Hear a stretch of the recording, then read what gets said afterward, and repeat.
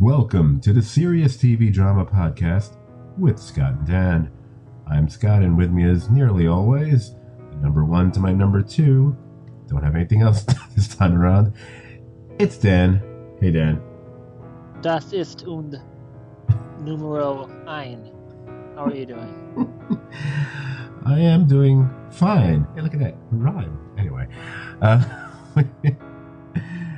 We are back together again, finally. Jesus Christ.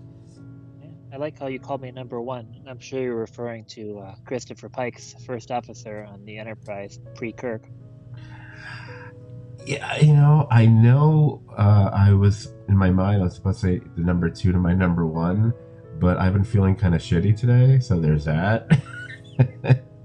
And I'm in much more of a self-deprecating mode at the moment, I think. Yeah, but we're talking original Pike. We're not. Wait, are we talking about Pike in the weird Pike in the chair Pike, original Pike, or now Hell on Wheels? Because now I think it's Hell on Wheels dude Pike is also a Pike. Yeah, Bohannon Pike, but both but Bohannon Pike and Jeffrey Hunter Pike both have number one as their first officer.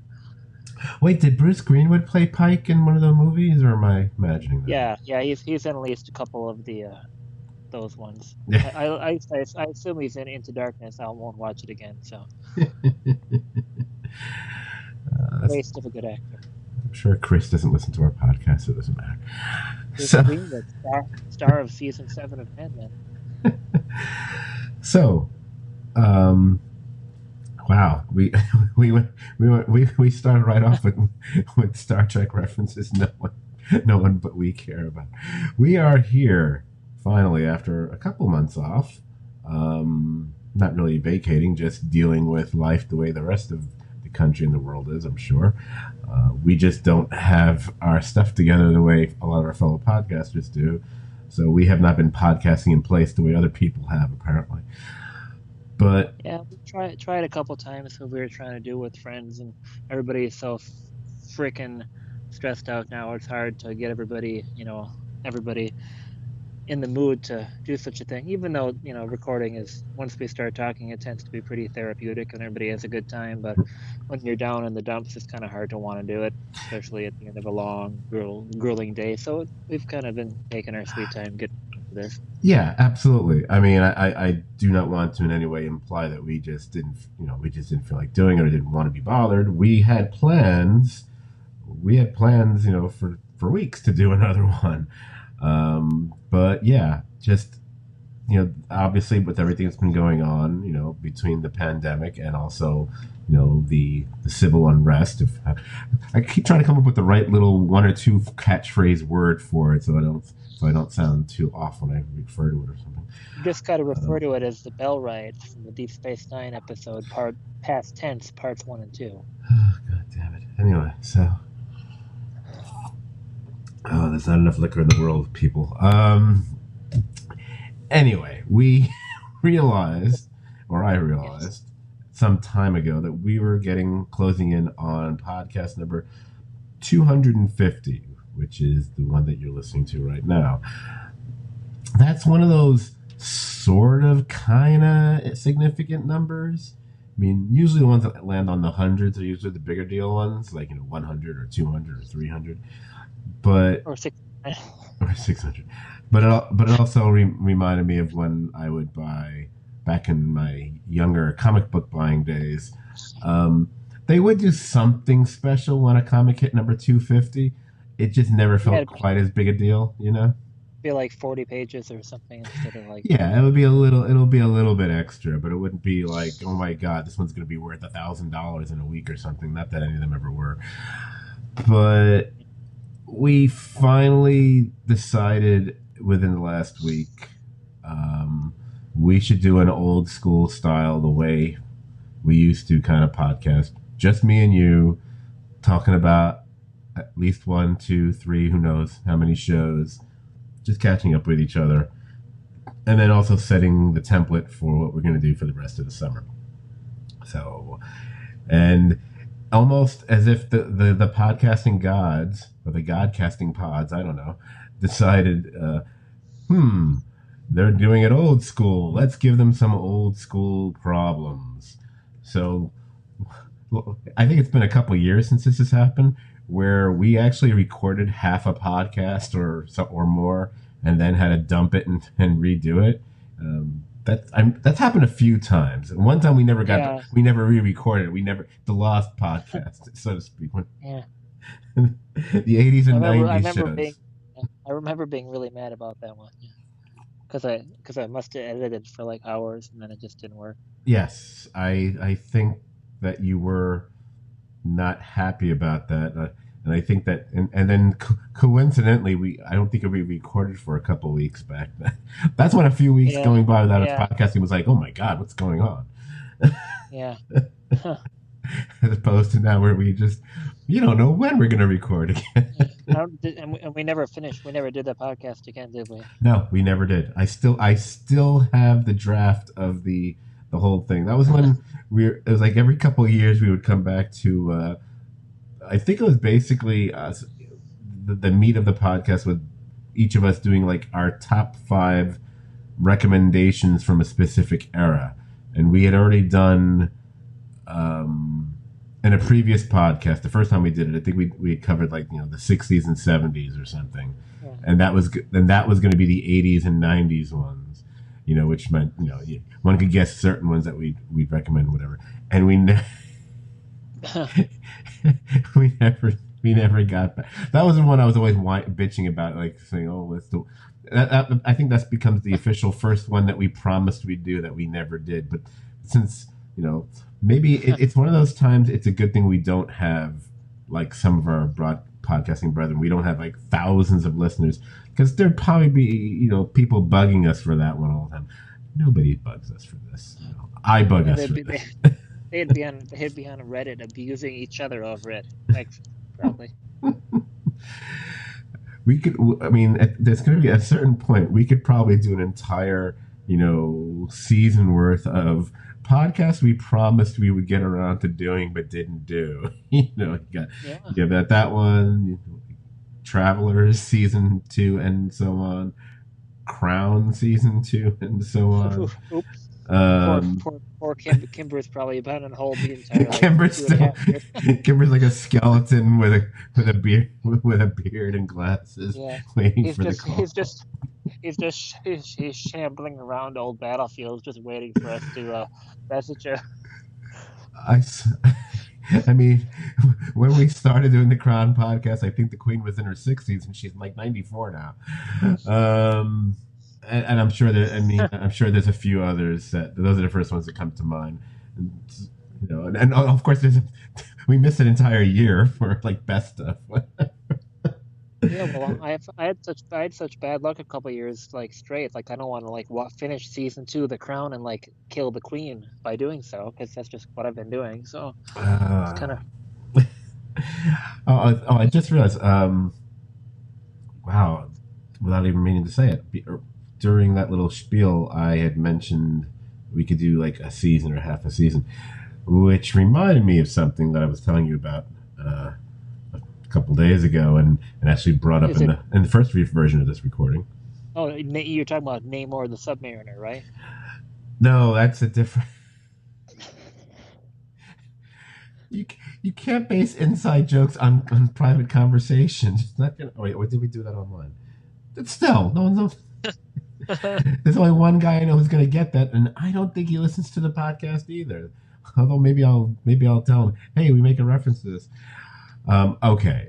Wow. Talk about derailing a podcast from the get go. But I'll do this just for you and a couple old school comic book geeks out there. I'll try to keep this to like a minute. So a friend of mine, on his podcast, I'm sorry, he doesn't have a podcast. On his Facebook page, I guess he must have been. I got the impression he must have flicked on and must have been watching the Justice League movie on like TNT or something like that, right? And he made a comment about Aquaman flying, and what I don't remember what this comment was. It was something a bit more amusing than or witty than what I'm about to say, but it was something along the lines of, when the fuck did Aquaman get the ability to fly? Blah blah blah. Blah. I'm a bit. I know my DC pretty. I know my Marvel, but I really know my DC stuff pretty well. So I kind of commented a few times, to explain the whole thing about Aquaman, and then in that movie specifically that he's not actually flying anyway, but whatever, just in general. And then I decided just to make a comment. It's like everybody has always made fun and mocked Aquaman, especially from like the era of the Super Friends to now. It's Aquaman's always been the big easy target, whatever, and I get that. It's low hanging fruit, but whatever. But I always find it interesting that no one ever says anything about the Submariner, where they've got this. It's like they literally have the exact same abilities. They're both kings of Atlantis, but meanwhile, Namor's got a pointy head, elfin ears, and he's got those little canary wings popping out of his ankles. and no one can tell me that's anything more ridiculous than that. But it's pretty ridiculous. And this is just me busting on my friend. And I knew he did like the whoa kind of reaction, but he was kind of thought it was funny.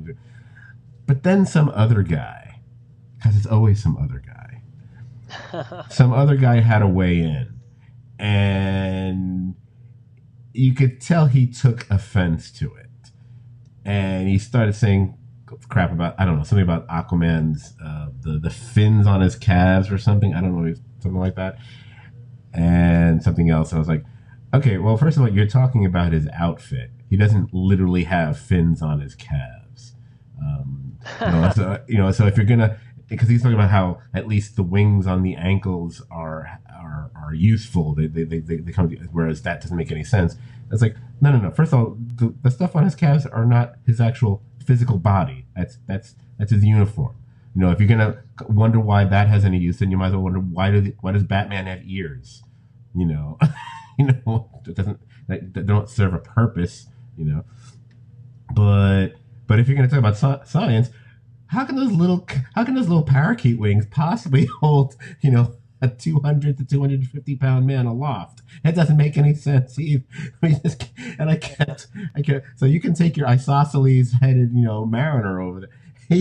But he kept escalating it, and he kept going, and he was like, it was like getting to a point where I was actually started messaging my friends like, dude, I was just joking and whatever, but your friend needs to really calm the fuck down because this is just stupid.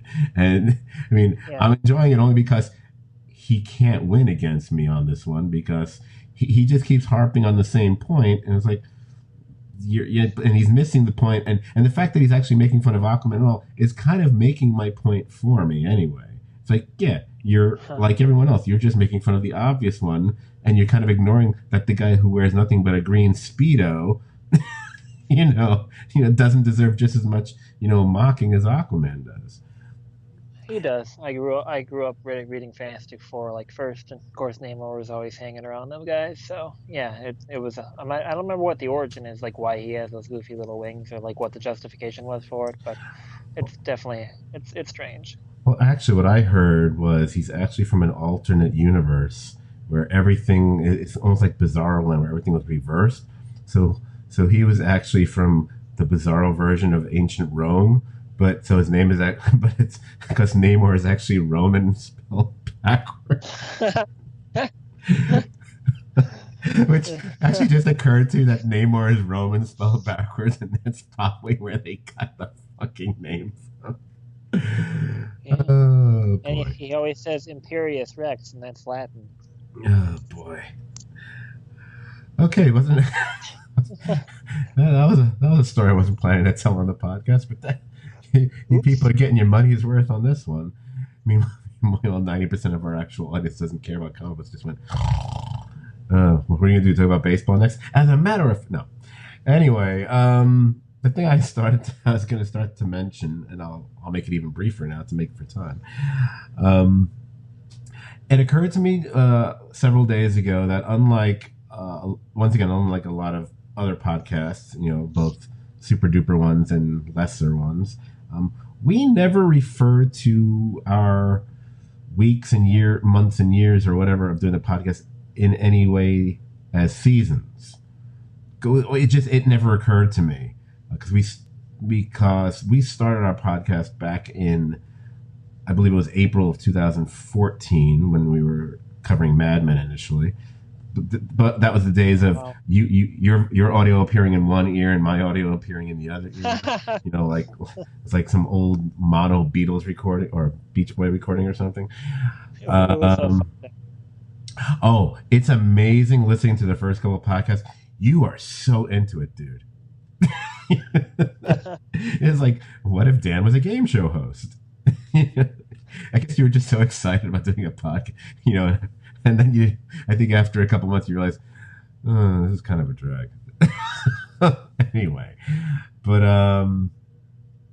especially when Scott keeps asking you to make a million stupid edits, which that stopped. But our actual subscription to the podcasting service that we use has to be renewed roughly in late May every year, which is kind of interesting because it kind of coincides with what was always the end of the traditional TV season, in the pre-streaming days at least. So our first season probably ran a little longer. Probably went from like mid-April of 2014 to May of 2015, and so on and so forth. So that would make this one we're doing now, because we haven't recorded since late April. We would, if we did give a flying fudge about seasons, this would be us beginning our season 7 podcast, which is not bad when you look at it that way. But No. But then again, if we had been maintaining our output the way we were, a couple years ago, we would have hit 250 a couple years ago. Because we were pumping them out like a rabbit on steroids for a little while there. Because for example, I think there was at one point, even though obviously Susan and Kelly and the Geek Girl podcast started well before us, we were creating so much content at one point. I think there was like a year and a half where we were just going crazy. We were only within a few of them. And now I just noticed, because they do keep track of with episode numbers, whatever, they just posted like their 314th or 315th podcast already. And we were like neck and neck at some point. So that tells you how much we fell off and how much they've been doing for the last couple of years. So kudos to them. And we should try to defeat them. Well, I'm hoping maybe another few years will go by and maybe I'll get invited back. I make that snarky comment to them every once in a while, so I have not been invited. And then they kind of invite me back, but then it never actually happens. But you know how on Facebook you get that every day, you might get that, memories of something you posted that same day, 1 year ago, 7 years ago, 8 years, whatever. Yeah. I got one the other day, and one of the things it was kind of an amusingly written one, and I almost reposted it, but I decided not to. And one of the significant things that happened that day was I guest appeared on my first podcast today, which had to be theirs because that was the first time I'd ever done any recording. So I was like, well, that's so sweet. I should post it. It's like, is there any way I can post this without making a really snide comment about it after? No, there's probably no way I can do it. I can't do it. So now I've done it here. So this will be a test to see if any of them ever listen to our podcast, because if they hear this, it's going to get a comment.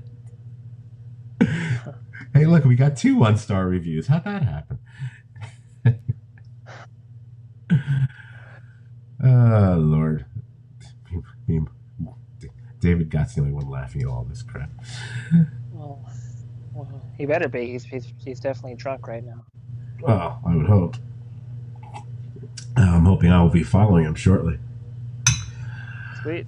So, this being podcast 250, here's how it's going to line up, essentially, for you guys. Kind of funny, us referring to me in my blather, referring to podcasts that we were promised we were going to do and we never got around to. We're sort of kind of going to make up for that a little bit with this one, because we're going to do a couple segments on a couple shows that we've been meaning to podcast about. I think we're gonna first do. We're gonna kick off things with one that we owe you guys from last year, and we figured the timing's right for it because the new season is fast approaching of Netflix's Dark. So we're actually going to be in just a minute or two. We're going to be discussing season 2 of Dark and what we're looking forward to is season 3. And we'll also let you guys know how we plan to podcast for that one because we're going to do something a little different, which means we're not going to wait for episode 300 or 350 to talk about it. That's one thing. And after dark, we're probably going to then talk about Ozark season 3 because we've been meaning to do that for a while. I think Dan, you've been yearning to podcast about Ozark for so long. Yeah. I go back to the time where I couldn't tell if you were being sarcastic or not about Ozark for the longest time. I mean, which makes me sound like someone else we know, and I don't want to go off on that tangent here. But it's like, I've actually become confused. I don't know if he's just being a smartass or he actually does really like the show. And I think I have to hand it to you. It wasn't until you started getting persnickety or annoyed with Brian and making fun of him for not thinking it was a top tier show. And they're like, oh, so he does like Ozark. He said it like one time. We never. That's the thing. We never let anything drop. So it's just one. Yeah, I'm still making him pay for it. I'm actually next week. I start working as a prosecutor in Kentucky County, so I'm going to be going up against him. I'm going to make him pay for bad-mouthing Ozark. That and that Game of Thrones episode that he loves too much. Anyway, okay. So just to keep myself on track, the going script was here. So we're going to talk about Dark season 2, and we're looking forward for season 3. Ozark season 3. I don't know if we'll talk about what we're looking for season 4. We'll see how that competition. Oh, why would we? And then we just might talk about anything else we've watched recently, depending on what time is, and something I would like to podcast about. Although Dan will not be available to do it, so I don't know if it's going to happen or not. But I'd like to. Unless it turns out the show sucks, in which case I'm gonna want to bail on it. But we will get to that when we get to that. If you saw what? You can always do it when I get back too. Yeah, I guess I just don't like. We'll see. I kind of like the idea of doing a quickie over and out kind of a podcast. But yeah, you do. Jesus, you wow. I also like doing it because it's so not like me to do it that way, Yeah. I also like the idea of like maybe we could, because I've always been jealous of certain podcasters in the past where, wow, they fucking knocked that shit out in like 30, 35 minutes. Excellent. They didn't waste any time on that, and that looked like we've done it a few times with Saul and stuff like that, and it always turns out good. Well, for us, I think if we get it under an hour, where it's like a major party. For me, at least. Not that some of our long lists aren't amazingly great podcasts, absolutely. But I'm just like I mentioned to you the other day. I don't care how brilliant we are, and I'm not saying we are, but whatever. Your podcast should not be longer than the actual thing. It shouldn't be. If it was an hour episode, you shouldn't spend an hour and a half talking about it. For the 2-hour movie, you shouldn't spend 5. Or break it up into parts, dudes, because I know I can't listen to it. I'm just like, and I love listening to myself, obviously. Anyway, okay, let's get started with what we're gonna do first. Oh yeah, we're gonna do Dork season 2. Oh well, we already did that when I talked about the whole Aquaman Submariner thing. That was that was the self-autobiography. Dork. Okay, so oh yeah, I wanted to do like a little thing for Dark first. I'm gonna improvise some sort of like. So now it's time, and now here's the part where we are going to talk about Dark. Okay, there we go. I didn't even try. I put no effort into that. I totally damned that. No, I'm just kidding. Hey, I bet you I could come up with a song about Dark using the tune from Cheers. I bet you I could come up with that. I probably could too. Hey, dude, I improvise songs like that. Like 1, 2. I know I just didn't, but you know what? I'm just looking. I'm just trying to save us time here. Anyway, let's get to it. Okay, so the big one of the big. Let's just talk about like the big things that we got through season two. Um, I mean, obviously, I think a lot of the shows, especially genre shows, you know, that are like sci-fi or fantasy, whatever. I always think everything tends to get amped up in the second season. It just gets a little bit more bigger, a little bit crazier, whatever the show is. You know, I mean, Lost certainly got crazier from when you got to season two from season one, and so on and so forth. Um, I think that would also apply, and then some, to Dark. Um, Question is really, it got crazier, but do we think it got better? How did you? I mean, now that we've both just recently rewatched it, and I think you rewatched both seasons, so you have them really even more locked into your mind now. Right now. Do you think it was? Do you think it surpassed the first season, or do you think it's just on an even keel? How'd you feel about it in that sense? I definitely think season two is better than season one. I mean, Hmm. I think season one's pretty good, but I just think I mean, just there's a lot more going on in season two, and characters are starting to discover stuff, and it's always kind of satisfying. Hmm. So, but I think it's better. Just like like like we said in the original version of this podcast before the timeline changed. Certain characters are better. More comfortable with their roles. But as a quality of the show, I mean, it's similar. The cinematography is top notch, like start to finish. Either season, they always do a good job with the music. The casting is it's a very very good casting. Yes. Now I was wondering, since we had to re-record, would this be the darker timeline? Anyway, um, just a little community joke for the people out there. Yeah, I actually I totally agree with all that. I think to echo what you were saying and almost referencing what we recorded the other day. Um, I think season one, a lot of season one is spent, you know, clearly you need to introduce so many characters. I mean, and the fact that you're dealing with a town worth of people in multiple time periods, and then you have to try to figure out who everybody is. So it wasn't an accident that they ended several episodes with literally like doing like you know multiple photographs or multiple images on the screen, you know, just letting us know, oh, this is her in the 80s and now, or this is her in 1950, what that, or him or that, oh, Yeah, that's her grandma, that kind of a thing. So you end up having to spend a lot of time just figuring out who you're following and who they are. The fact that it's also, and the fact that we're watching a German TV series just adds a little level of complication to it. It doesn't make it impossible. It just makes it just that slightly more difficult to follow who is what and where and why. By the time we get to season two, that's pretty much done. The only time you're trying to figure out who people are, it's more just actual mystery.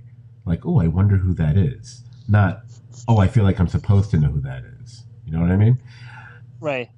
And once you've established the characters, then I thought for me the key difference, other than just the plot going crazy, which is a nice for it to happen at the same time as this, I start to care about people and the characters in season two, whereas I did not quite as much in season one. It's not that I didn't care, but maybe it's because I already lived with these people for an entire season. Maybe that had something to do with it. Um, I found myself being much more emotionally affected for most of season two than I did in season one. And as you know, I like season one a lot. You know, Yeah. but I just cared more. So Yeah, and everything's fleshed out more too in season two. I mean, like, things in season one, things that have happened to people, but you actually see them, so instead of realizing, like, you're told in season one that Michael had this, like, kind of unpleasant life as he was stuck in the past and had to grow up there and stuff, but you don't really see, like, it being unpleasant. But in here, in season two, we've got, a few different scenes of Michael back in the 80s, just like having like a couple near misses where like he's trying to get back to the future, and just mhm. you're actually seeing like some of the fucked up shit that him or Ulrich or whoever are going going through. So I think they're just kind of developing their nice, grim German misery even more this season, and that makes it easier to care about the characters that we actually care about, which are a good amount of them, I think. Absolutely. Oh, and I also love the fact that by doing a rewatch of season 2, because I think we both probably had watched it I think it was last fall, late summer, early fall, like late August, September, whatever it was, something around there. Something. Um, I'll take a look. I was surprised by how much I had forgotten. I mean, I had forgotten a lot. I mean, I think a lot of that had to do with what's been going on in this world for the last few months. It kind of makes things seem much further away than they were. A Dark season 2 started came out June 21st, 2019. Right, but I don't think I got around to it right off the bat. I feel like I probably didn't get to it till August. Yeah, I can't remember what I did. But anyway, it seems like it was August of like 2012 at this point because it feels so long ago. Like my beard is down to my toes right now. It's been so long. I trip over it all the time. And Carl Reiner keeps knocking on my door asking about things from 2,000 years ago. So anyway, but I was amazed by how many things I had forgotten. I mean, some things would occur to me as I was watching the episode. I'd be like, oh, wait a minute, now I remember. And some things I totally forgot.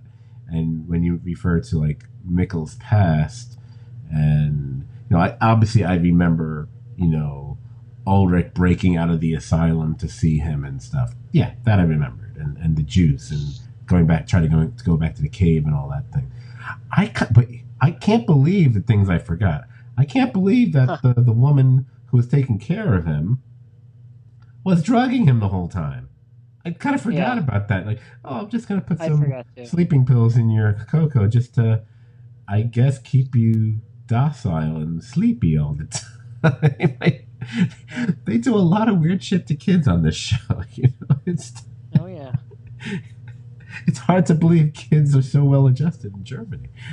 Anyway, I think we have like maybe one fan who lives in Germany.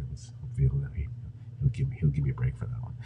All right, so I think the best way to look at the season is just to kind of like bounce through the different major plot things that happen throughout the season, because those are how we react to them, and then we can kind of mimic what we did way back when we talked about season 1. I actually dug through the internet, all those minutes spent on Google. I found several articles and even a couple Reddit, what do you call it, threads or whatever they call it on Reddit. I sound really old now. I pulled together, edited it down because there were just too many redundant ones and too many stupid ones, I thought. Just like to use a catchphrase a lot of they like to use, like burning questions from season 2 as we move towards season 3. And so I just would throw them out to us and just see what we think about them. I remember you came up with a few. You're always good for an interesting theory one way or the other. You'll either be spot on or what the hell are you talking about? But you always have Chuck will die in a fire to your credit, so you can't. All right, so first thing I wrote down was Jonas turns out to be his worst enemy because we meet who the true antagonist is, Adam. So about this, we spend a lot of time with Adam in season 2. Which in some ways isn't the most fun thing, because then we have to look at that weird, shriveled prune face makeup for extended periods, which kind of reminds me of Guy Pearce in that horrible Alien movie that I despise so much. It kind of reminds me of like how the Red Skull should have looked and dressed in the Captain America movie the Red Skull was in, except he'd need like red stuff. But... Yeah, well, my thinking with the Red Skull is I always think of him being basically in a kind of a plain green jumpsuit, essentially. It's kind of like it's funny how some of the most iconic supervillains have some of the most for at least a certain part of their history have the most bland outfits. I mean, you got that for Red Skull. Lex Luthor, before he got the whole purple green thing in the 70s with the Super Friends era and all that crap, he was basically known for just wearing his prison jumpsuit all the time. He was just no. It would always be like he's just wearing that gray prison jumpsuit. So basically, he knew he was going to get caught. Why bother changing? I'll just leave this on the whole time. And I'm like, why? Why isn't he? He's like, does Kurt Swan just doesn't want to be bothered drawing him in like anything else? Or maybe they thought, well, we don't want to give him a superhero outfit. We don't want to make him put him in a mad scientist outfit. Okay, we'll just leave him in the prison jumpsuit. I don't know. Anyway, back to wow, that's twice I've gone classic comic book combo. It's my fault.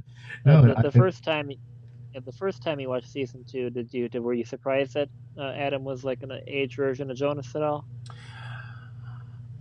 I don't think that I was. Really. I was okay. Two things. Number one, I was not surprised. Number two, and we will be. And we can just talk about it now, and it can cross it off the question list later. Fuck it, doesn't matter. I personally am not yet convinced for sure that's who he is. It's not. Yeah. It's. Here's the thing.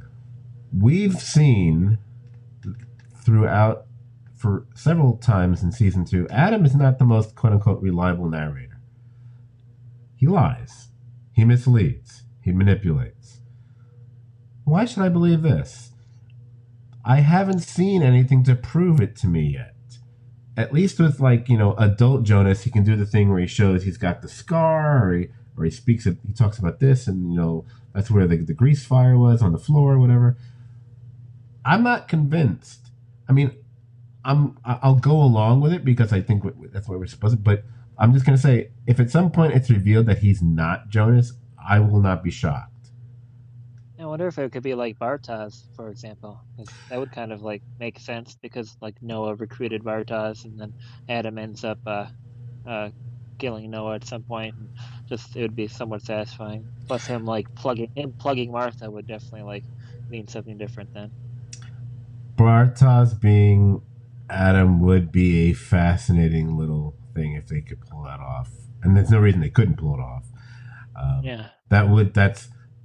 You know what? We can cross this one off too. That's another one of those burning questions. Is we've not seen Bartosz in any other incarnation of him. At least we haven't been told it's him. Yeah, we've seen a character in the trailer that's probably him, just because they're good at casting and it looks right, the middle-aged version of him. But we don't know with any certainty that it is. Possibly, because. And that might be someone that, so therefore would be someone that we haven't met yet, which could make total sense. There are other possibilities. You could go right all the way to the very first episode of season 2. The guy who's in 1921, who's working in the cave and ends up getting killed by the young version of Noah. We're never told who that guy is. Nope. He's never named. But he talks like someone who's been a disciple, even to the point where he's got the whole tattoo thing on his skin, whatever. So obviously he bought into this hook, line, and sinker at some point. And now it's kind of like he doesn't quite have the faith anymore. And young Noah takes him out. That could be for all we know, that could be Bartosz. I mean, only because he's not been identified in any way. Maybe right. It's not important, but. Everything seems to be in this show for a reason, and everything seems to connect to everybody else. That character doesn't seem to.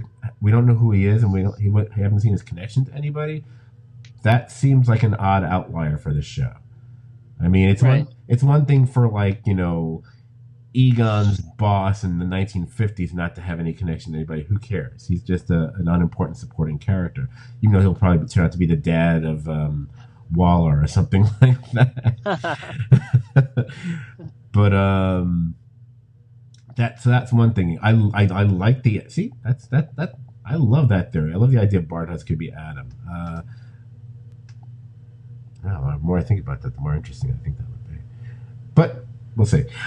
So yeah, we certainly do spend a lot of time with Adam, and I'm actually someone who has now, I have to admit, I've watched the show both in how I always will recommend the show in its original German language, so I have to pay attention to all the subtitles, whatever.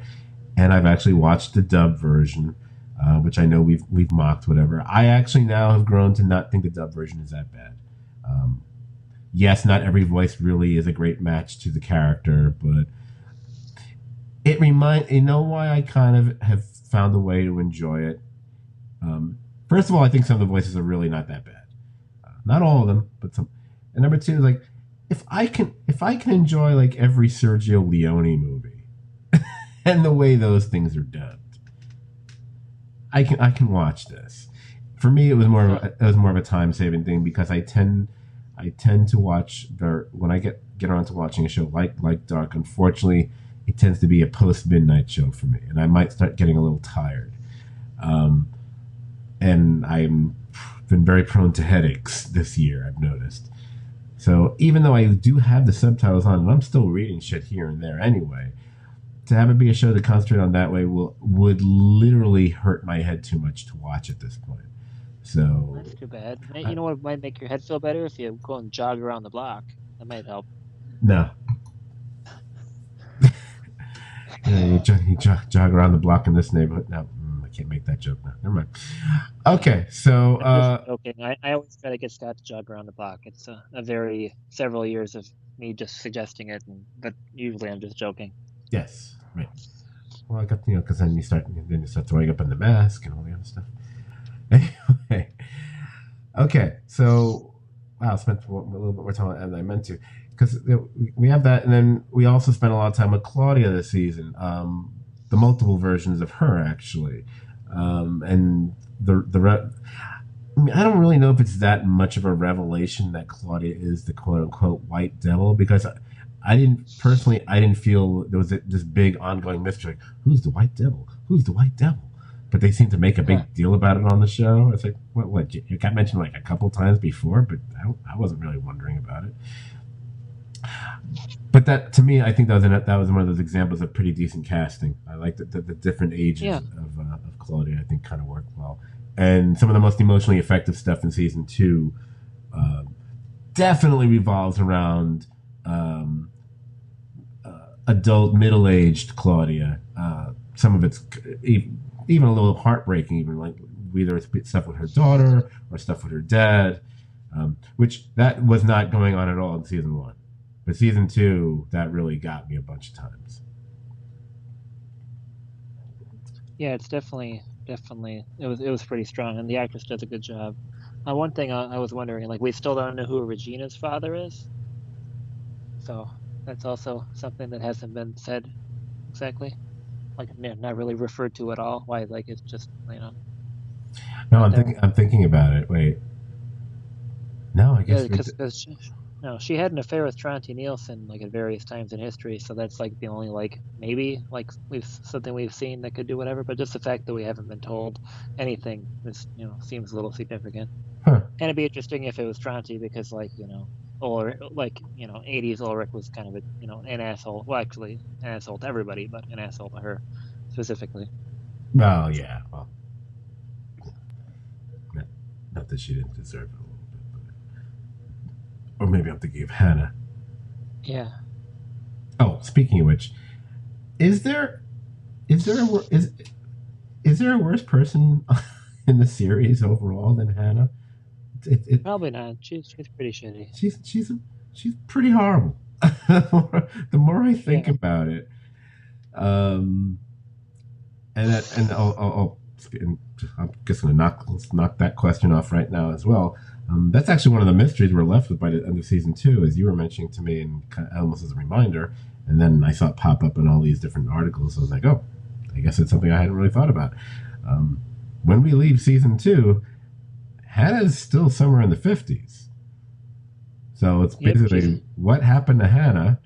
Did she choose to stay? Did she decide I'm going to invest in some blah, blah, blah that obviously she'll know the future of?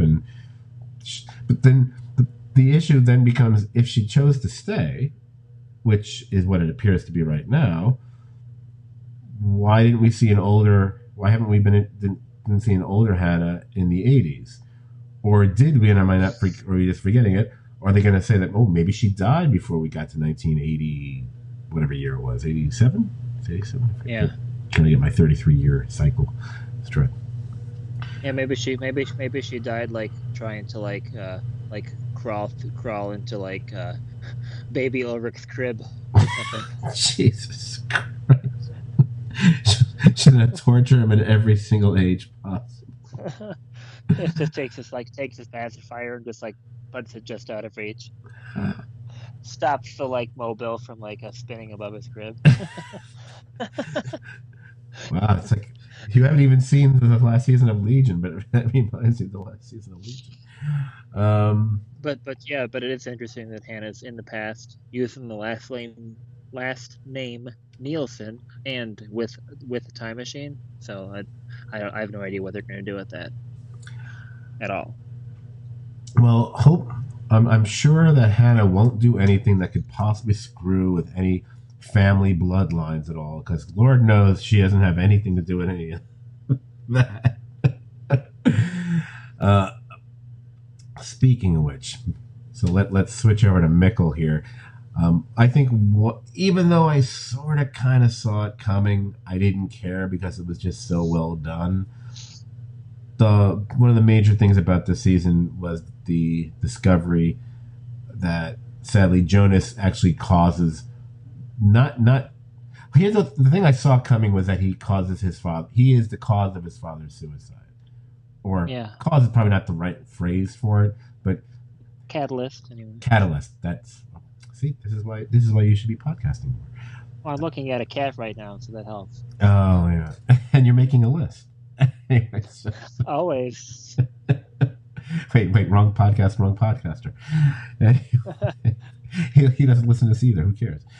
So I really love the sad poignancy of that. I mean, that's because it's almost like a classic time travel thing.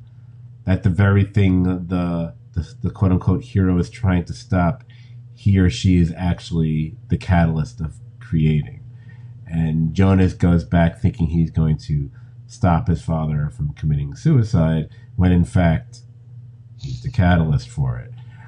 The thing I wasn't expecting, so this is where I got to give Dark credit, I wasn't expecting the revelation that Jonas is also the one who caused his father's disappearance as a kid.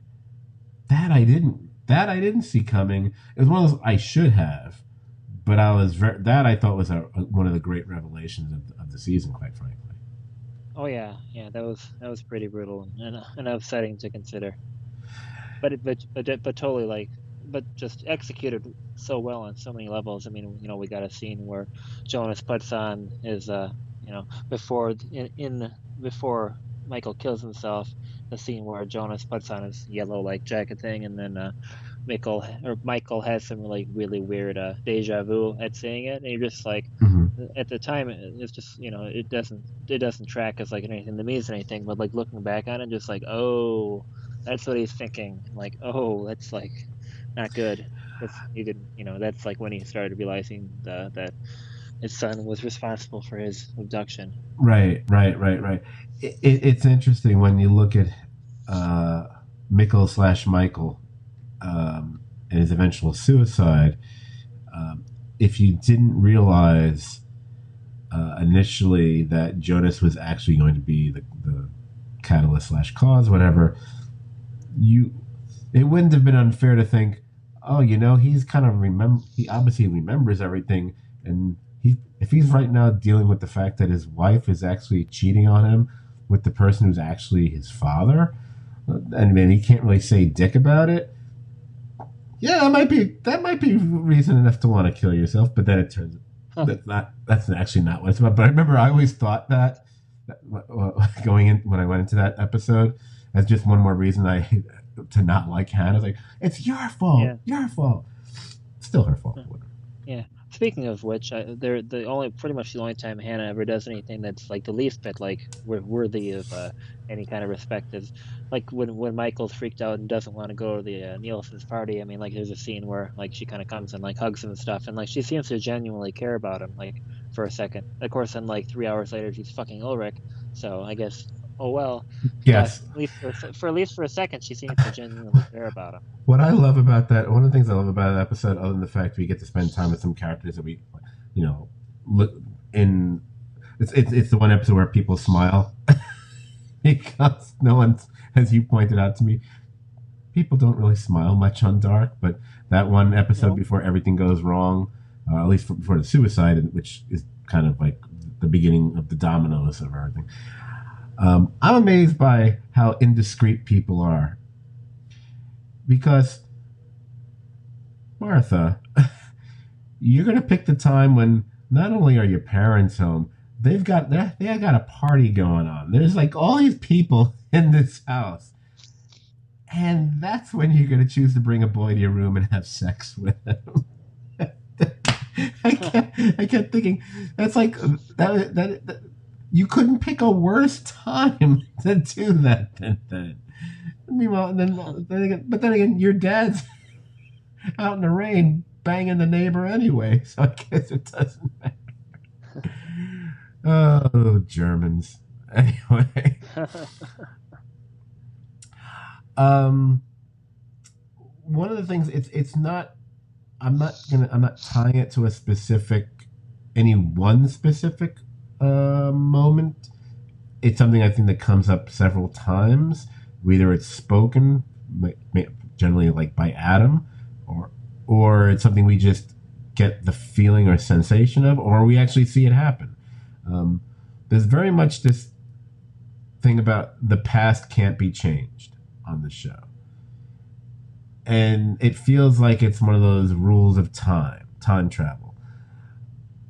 We've talked a lot over the last few years when we've talked about when we covered different TV shows and some that deal with time travel, where either it was The Flash or but I know there's a few others that we've talked about. I just can't think of them right off the top of my head because I'm a sucker for time travel stuff and alternate universes and all that kind of crap. But I always say you need to establish what the rules are at some point. If you don't, if that's not established, then then everything just goes to hell as far as I'm concerned. It just doesn't make sense. You lose me. So it doesn't matter. Legion had time travel in its third season, so you weren't watching it, I don't think. But that was a big part of season 3. I forgot about that. That was it. I don't know. They do at certain points start to address the rules of time travel on the show, and some of them are very tight. That they start to bend or break a little bit, but at least they explain why and how they're doing it. But the thing about, they keep saying the past can't be changed. And now there's that moment towards the end when Noah tries to kill Adam. And the gun won't work. The gun won't work. And then I guess it's Agnes who walks in and takes the gun from him, then points the gun at him and kills him, because then suddenly the gun works. As if this is how everything was meant to be, it was supposed to happen. And Noah he wasn't able to kill Adam. And so that seems to be the most blatant physical manifestation of this. I don't know if that's necessarily what happened, because again, since Adam's at the core of it, I don't trust things necessarily. I feel there have been changes, but I'm not sure. But then again, if the past can't be changed, then what's the point of it? Then everything's preordained. I kind of find a lot of that. I don't know if I believe the past can't be changed rule as a result of that. And even though I think the gun thing is supposed to make me think that kind of cements it, again, the fact that Adam's at the core of that makes me still not necessarily buy it. What do you think about that? Yeah, you could be right there. I mean, the fact that characters like are manipulating each other into like doing like what they have to do to like have the timeline like repeat. I mean, why would you have to manipulate somebody to make sure that that's happened if you can't change it? Why do you have to like push Claudia's buttons or like fuck with Ulrich here or whatever? I mean, why do you have to do this stuff to why do you got to play the mind games? Leave breadcrumbs for people to follow if they can lead them to these specific places. So maybe things can be changed.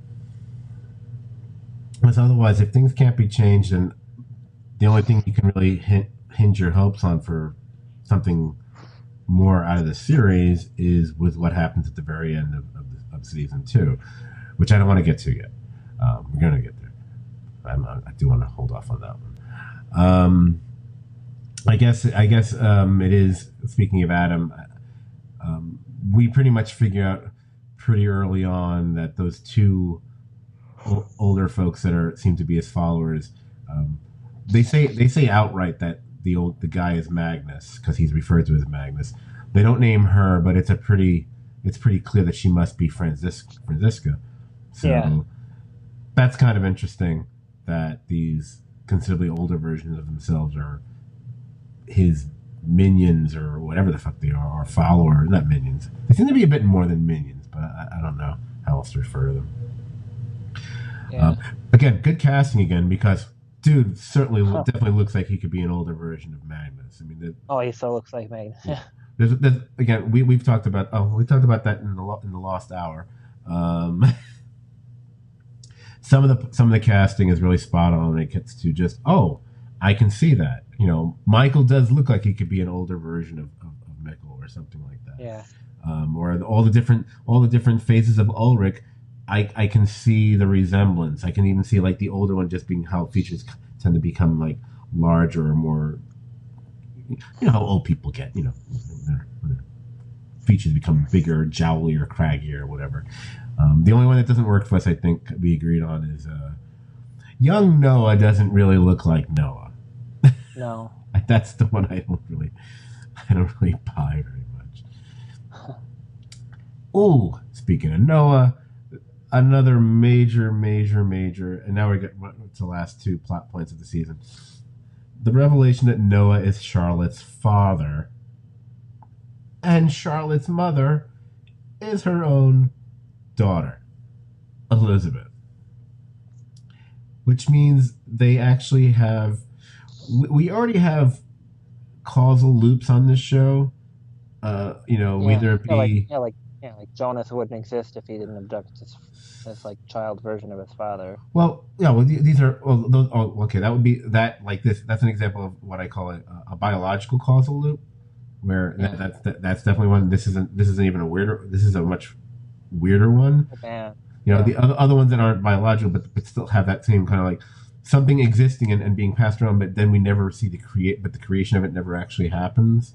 But it gets created, but it's still it's like the time travel book, the book about time.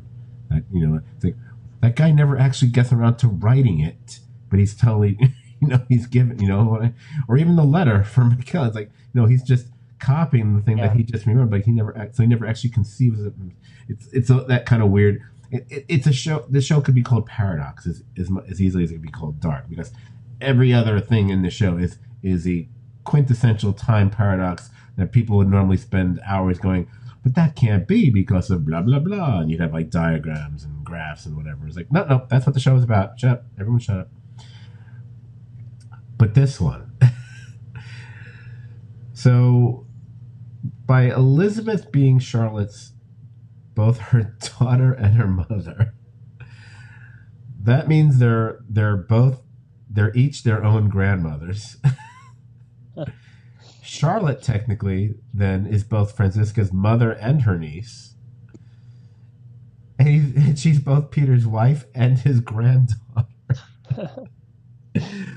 which is really weirder because he's got. And when you realize that's going on with Peter, it's little wonder he's making his way over that little trailer with Waller's sibling. See how yes. I navigated around that one there. See, not getting me on that issue. Anyway, so that was a pretty major. Um, did you? Okay, I absolutely saw. I mean, I think most people saw the Noah thing coming. I'm gonna claim stupidity, and I didn't see the Elizabeth thing coming, and I feel like I should have. I even joked about it in a text to you, saying, Yeah, "God, don't tell me they're gonna make the daughter her mother." and then I was yeah. like, I'm just like, uh, what the fuck are you talking about? You've seen this already. "I forgot. I'm very old." and this would be a good time. Like, it's too bad we can't have Brian on the podcast now, because I'm sure he could probably fathom this a lot more. With the Kentucky thing. Oh, Lawsy Low. Yeah, yeah. Which takes us to, actually doesn't take us anywhere, but I'm going to go there anyway.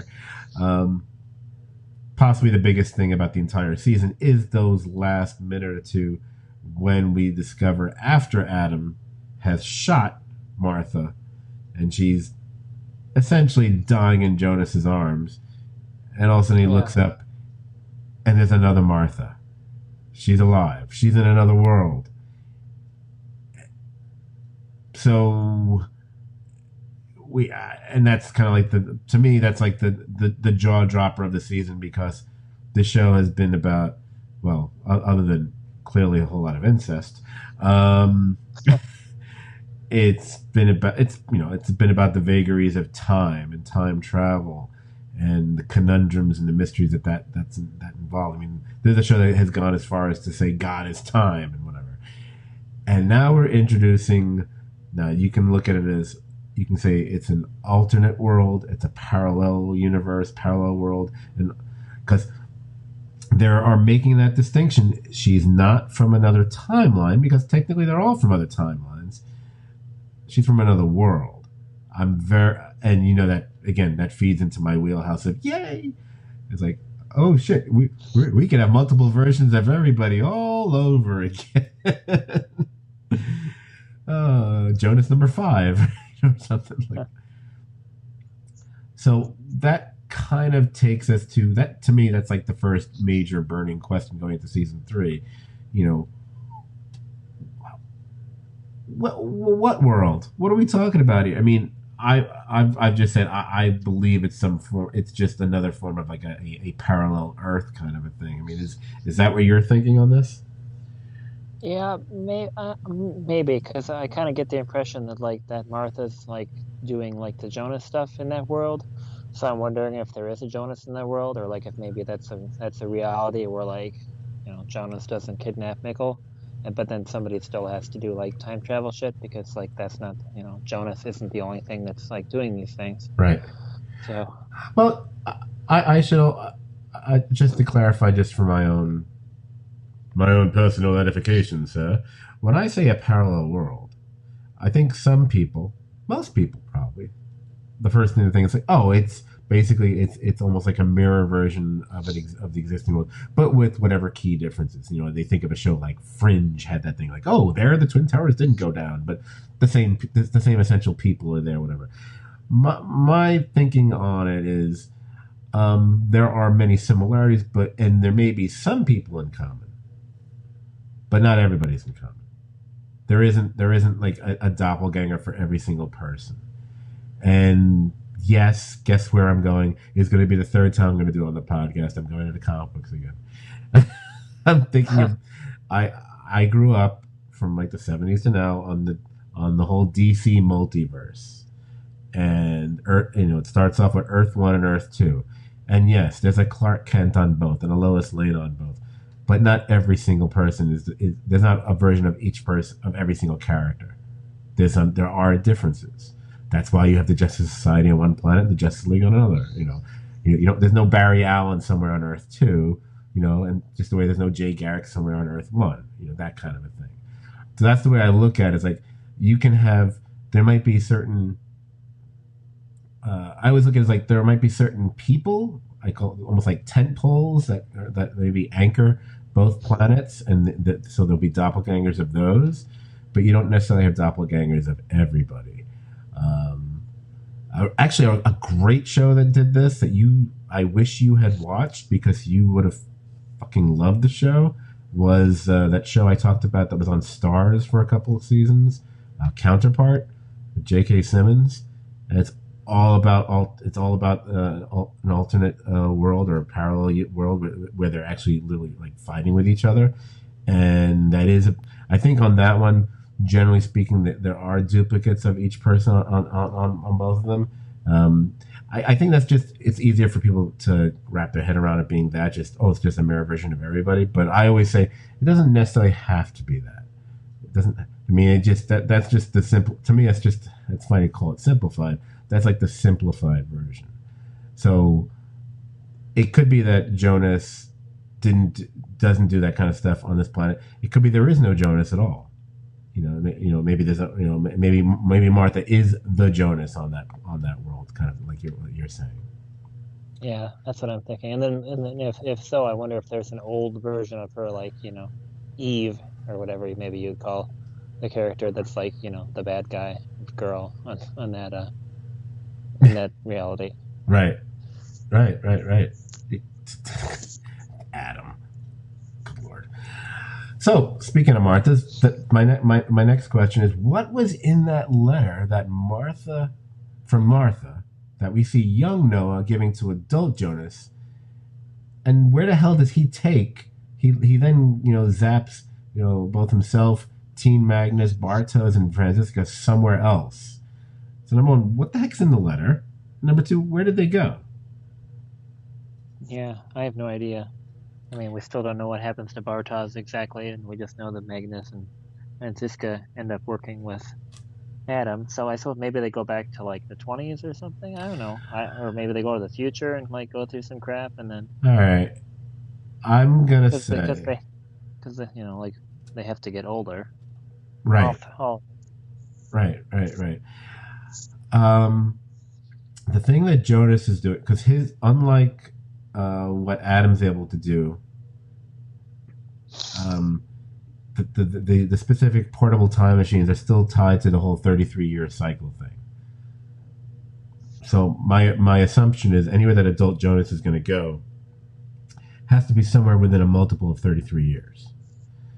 So, and again, it could be it could be 33 years in the future, or 33 years in the past. It could be 66 years in the future, or 66 years in the past. We do. I do kind of. I assume, and again, maybe you shouldn't assume on a show like this. I assume by Magnus and Franziska being part of it, that this might begin their journey where they're gonna get older. Yeah. Now the fact that they're with Jonas and Bartos, then that makes it interesting as far as which one of those turns out to be Adam. Now, of course, then you think it might more likely be Jonas, only because would these two, the way they feel about Bartos now, 30, 40, whatever number of years later, would they be subservient to someone like that? Maybe. Yeah.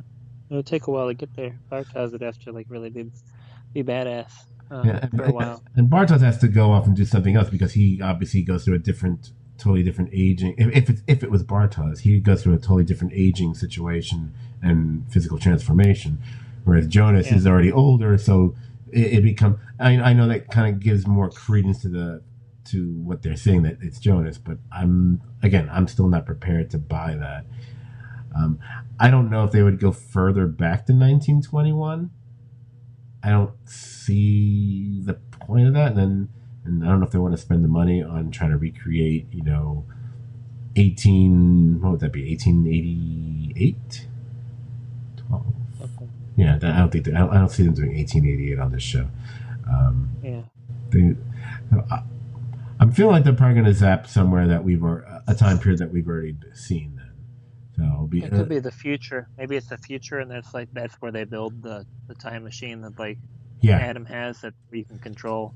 That I could buy. I would buy that because then you could basically take it back there. Yeah, I could see that.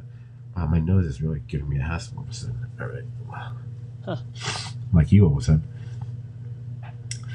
Okay, so I'm just going through. Now, we've already kind of talked about the whole Adam Jonas thing, because the next question would have been just how does Jonas become Adam, or is Adam really Jonas after all? We've kind of already been talked about this. I mean, I'm personally not convinced he's Jonas. I don't know if it's a crackpot theory, but I haven't heard that one in a while. But I love the Bartos idea. I think that's kind of a great idea.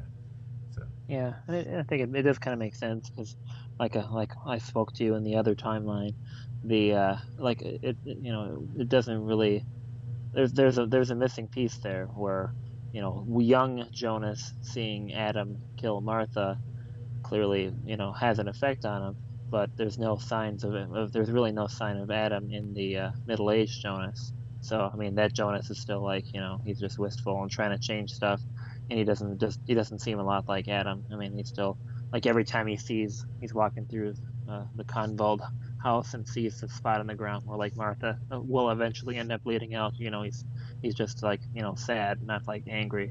So there's definitely like some missing piece there. So Right, I right, guess. right, right. Oh, that is one of the great things about watching it again, when you start becoming aware Oh of those yeah. kind of things. Yeah, there's a bunch of things like that I've noticed. Um, I love when the show does stuff like that. Even when they're obvious about it, I still enjoy it. Right. I'm just give me a second. I'm just looking at the other question. I'm also I'm wondering if this might end up being just a dark only podcast after all. All right. So the next one would have been how and when did Noah, Elizabeth, and Charlotte ever get split up? I'm see. Part of me is trying to figure out There's a lot of logistics with that one. I've been trying to wrap my head around. Um, Specifically, the Noah Elizabeth situation, um, which is just a little disturbing. So it okay. Well, I guess they just survive in the bunker, and Yeah, then because you have young Noah there with her. So so then they just age. Elizabeth stays there, and Noah starts time traveling, I guess. that's the only thing that makes sense to me. Because once they put those two in the bunker, it's like okay. Because here, I mean, obviously he's still considerably older than her, but but eventually, even if there's like a 10 or 12 year age gap, eventually, he'll be 32 and she'll be 21 or something like that. Whatever the years work out. I don't know exactly how old the girl is supposed to be or how old he's supposed to be, but I'm assuming he's like, Um, what is he supposed to be like 17 or something at this point? Like, yeah, probably. I'm at trying to remember how old she is. Maybe she's 11 or 12, I think. I know tops. they say at some point. Yeah, Yeah, and yeah, that's that sounds about. cannot be more than that. Because I know Mikkel was younger. Because Mikkel was supposed Yeah. to be was in single digits if I Oh yeah, remember. Nicholas 11. Yeah, I suppose maybe I can find a photo Timeline. of Yasin's like missing persons poster. Maybe that would like have his age on it, and they're presumably in the same grade. Hey, you know what? That's a project you don't need to work on. Don't worry about it. Well, I'll have it in like 10 seconds. I'm sure. The next question would have been speaking of Noah. Will we ever get more details on him? I I don't think we will. I think they might fill. I mean, other than what we just talked about, as far as we may see a little bit filling in of the gaps as far as the Noah Elizabeth thing and how that leads to Charlotte and all that. But as far as anything beyond that, as far as backstory, I think that's it. I think that's other than following the track of young Noah with Elizabeth. I don't think we'll get much more of it. Although he will have to start time traveling at some point. What do you think? Maybe I might be totally off base on that one. Yeah, I'm not sure exactly how, whatever, or like, or why Noah's like, building like a crappy time machine that doesn't really work well in the bunker. That You could be know, it. Okay, let's see what else we got here. We already covered the Hannah thing. Oh, speaking of Hannah, what? Next question is what is Alexander's deal, and how is he tied into the larger Wyndon narrative? Um, I think half of that I wrote myself, and half of it I took from wherever I found that whatever article I found that question. I think what is Alexander's deal might have been my phrasing, and and the larger Wyndon narrative might have been the articles, or it might be the other way around. I don't remember. Talk about a storyline and a character I didn't really care about, and now I'm like, okay, you know what? I am. The more I think about it, the more curious I am. It's. I think there might be something more there that maybe we're not thinking about here. yeah. Well, I mean, like for one thing, he like shows up having been shot, running through the woods. and they don't really explain like why. I mean, he's clearly on the run from something, but something happened there. Right. And he also has this odd little connection with Hannah. Oh, lucky him. Um, Yeah, I mean, obviously Hannah had the blackmail material on him, right. so she knew about it and she's part of it, whatever. Um, and we already know she's like a horrible person to begin with. So I'm curious how much further they can go with that. Now, one has to also bear in mind technically season two ends with the destruction of the town. So anyone who wasn't in underground in a bunker or wherever technically should be dead. But I'm Yeah, assuming that we're not killing off everyone that we saw in 2020 that wasn't in a bunker. Oh, sorry about that. yeah. And yeah, there are, some things going on like, Hannah blackmails Alexander into like, destroying Ulrich, and then Ulrich just like is gone right away. So, I mean, this just, it just kind of seems like it was like that never went anywhere, Hmm. which is kind of strange. Yeah, that's very true. That's like, what's the point of that? But I mean, again, this isn't a show that I feel would do things with it that without there being some sort of payoff at some point. Right. But I hate to say it, I think it's kind of going to be unavoidable because there's too many balls in the air. There's going to be things which we're not going to be satisfied with. I mean, Yeah. it's basically it's. I hate to use it as an example again, but it'll be lost all over again in that sense because Right. Yeah. I just don't. I mean, they play fast and loose with a lot of stuff on the show to begin with, and I just go along with it because it's like, okay, they're basically laughing in the face of people who say, but that doesn't make sense because no, that's the entire show. The entire show is constructed that way. It's it's like you can't have a straight line when everything's a knot. Hey, do they use the symbol of a knot in this? Don't they? Anyway, so, um, this is a kind of an odd little question. Were any of the events that we saw in season two new, or were they all part of the same closed circuit of time travel? I guess this goes with the concept of you can never change the past. So if you're saying nothing's ever been changed, that means nothing we saw is technically new. Does that question even make sense the more I say it? No, I don't think it really does.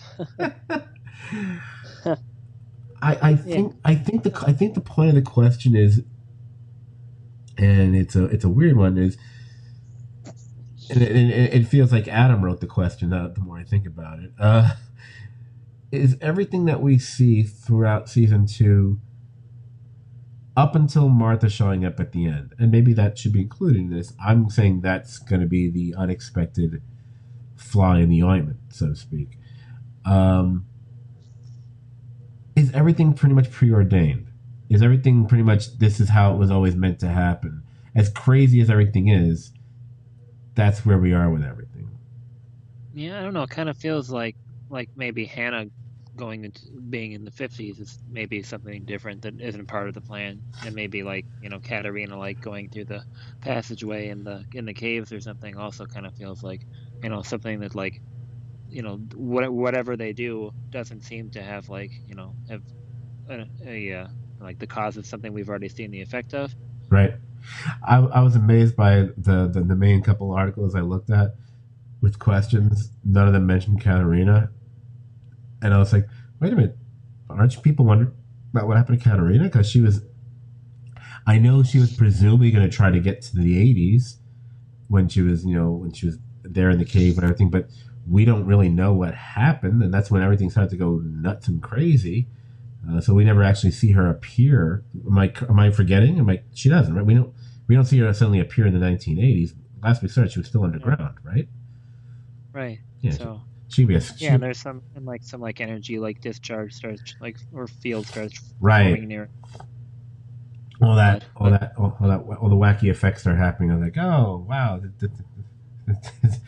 who run the battle on Five Guys? No, I'm just kidding.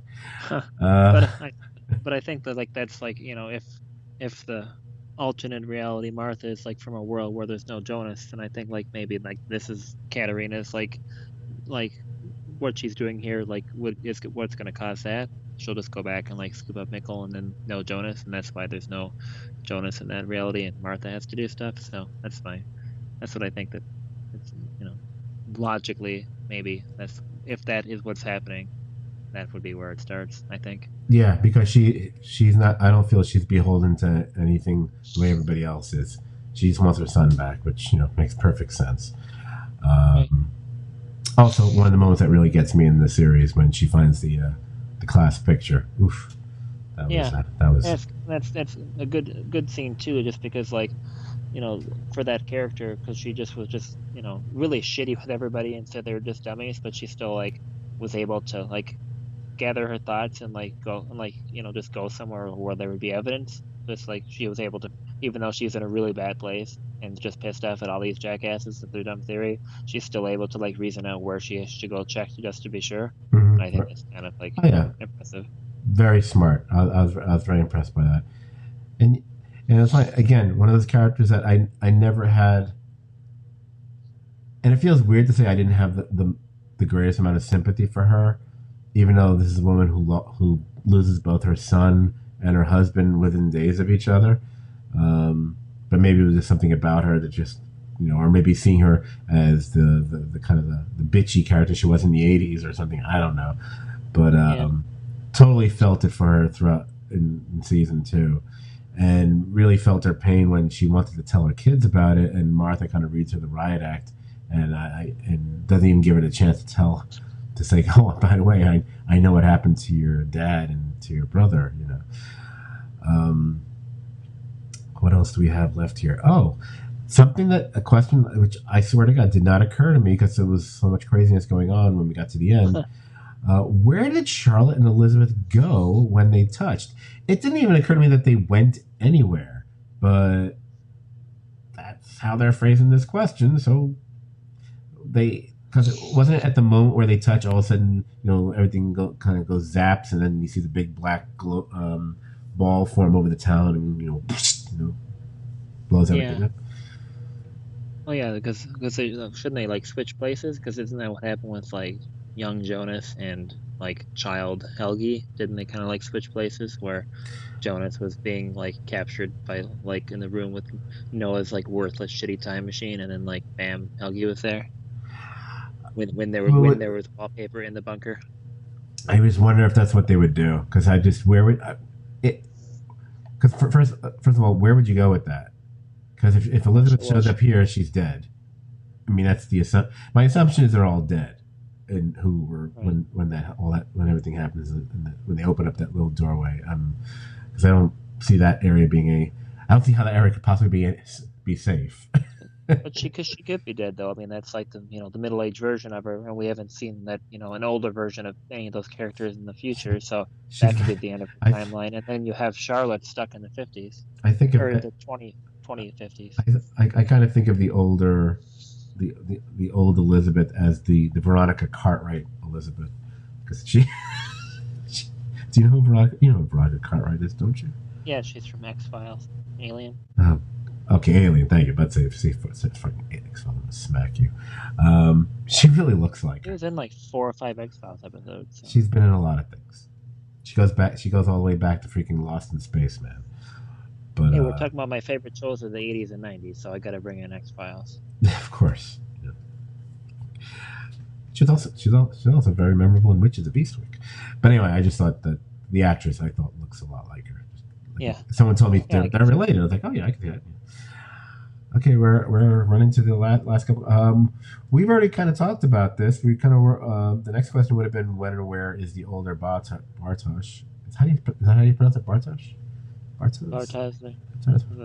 You know what? A name that ends in an SZ, I'm allowed to not pronounce it correctly, so everyone can go fuck themselves if they have a problem with that. So we've kind of already done our speculation on that. Whether it be he's actually Adam, love that idea, or is he the guy that young Noah kills, or is he someone that we have not met yet, but we've, as you mentioned, we're going to meet in season 3 based on the ads you've seen. I have actually not. I'm actually you. I have actually not watched the ads for it yet. I've liked people who've posted you, whatever, but I've actually not sat and watched a trailer for Dark Season 3 yet.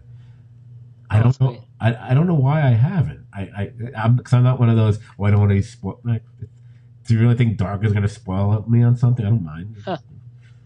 Yeah. It's like one of the Mad Men like previews where like it isn't going to make any sense anyway. Oh God, I used to love that, man. I so miss that show. Oh, I do have a couple more. What do you know? Of course, we're not going to know. One I know you're wondering about. That'll be the last one. But first, who actually wrote that book of notes that's played such a big part in this series? You know, the notes that are all about, the 33-year cycle. Basically, the notes about everything. And there seems to be the implication that it's none of the people, because at certain point, I was like, wait, did Claudia write it? No, doesn't seem like it. Did that? No, because he's looking for the. Who actually wrote it? Is it someone that we haven't met yet? Yeah. Or maybe it's H.G. Tannhaus could be like, you know, writing it all down for his book. Well, quite frankly, I'm not. I could even go as far as say who actually wrote that book, because it kind of already becomes clear he never wrote the book himself. He just basically everybody. If on this show, you're either causing the death of your father unintentionally, having sex with someone who's in your family unintentionally or intentionally, or you're just a plagiarist. That's basically on this show. You're one of those three things. Well, yeah, one thing, like, we haven't seen Tannhaus use the time machine, but he's, not only did he build it, he also like had a working version of it. So it is kind of strange. We've never seen him use a time machine, but it would make sense that he would use it, right? At least once. You would think he would, but not necessarily. Yeah, but it must be connected to like, because like Charlotte's like he's like Charlotte's like grandfather or whatever. So like at some point, he ends up with like her as his granddaughter. I thought my impression was that he had made the device, but it still required that substance to get it to work, and he never had that until one of our travelers shows up. So he never. Jonas gets it to him in the 80s. So I was Middle age. Yeah. So I don't know. That's an interesting one. And finally, this is one of the first things you had mentioned to me when we were talking about the show the other day. So that means you'll have something to say about it. Number 12. My number 12 question was, who is that girl that Jonas met back in? So, see, up to saying back up in 2052. And what happened to her? So we've been wondering about this. The brunette girl. Yeah, with the scar on her face. Yeah. I mean, we agree. She's got to be somebody, like the daughter of someone, because she's clearly.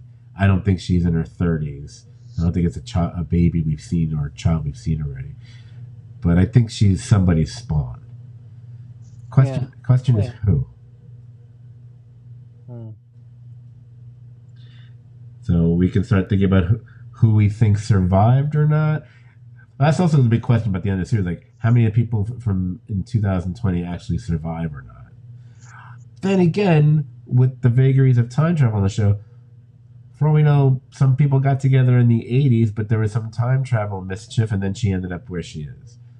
That the show could do that. I wouldn't, Hannah could be her mom for all we know. Hey, maybe like Egon gets Hannah like knocked up, and then like Hannah ends up in like, the future somehow. I don't know. Yeah, it's. I definitely think they're going to address that, because practically every character that we meet in Dark, has some overall connection to the story and is connected to someone else somehow. She's kind of, again, one of those outliers. Like, okay, there has to be something knitting you to somebody else. Some sort of bloodline, familial connection. because there's no way. I just don't believe they would just put in just a random new character like that without her being connected, he or she being connected to anybody else. So I just feel it's just one more mystery they just had. Let's just throw one more in there. Well, speaking of Egon, it's funny. That would be one of those. One of the questions I kind of had was, were there just about the season overall before we finish up here? My question to you was like, were there one or more characters that you changed your mind about from season 1 to season 2? It could be either positive or negative. Like, dislike, cared about, whatever emotion or whatever you felt about the character. Is there anyone that you changed your mind about? I don't know. I end up being like more sympathetic towards Bartos in season 2, probably just because like I never could quite understand why like everybody was hating on him so much. So I think there's that, like, he's kind of more of like a, snotty, entitled punk in season 1, but in season 2, he's just like has a time machine, kind of knows some stuff that's going on, and everybody just like completely hates him about it and beats him up and like leaves him in the cave and whatever. And I don't know. I See, didn't. you know what you're trying to do. I was thinking Nope. I was thinking about this because you mentioned your empathy or sympathy. I always forget which is the correct word here for Empathy. Bartas, and how you were disagreeing with our mutual Well, he's not Floridian doing friend. anything worse than Magnus or Jonas for that matter. I don't know because they're what they're doing doesn't seem to be only based on some form of self-interest, so that I wouldn't quite classify them that way. You're trying to Pete Campbell him. You're totally trying to Pete where, okay, everyone doesn't like this character, but we both like Pete, so I get that. I don't hate Bartos. I don't particularly care for him, and Well, I don't really care either. I I just have a feel hard time I feel understanding why everybody hates him so much. well. He's kind of a creep when the show starts off.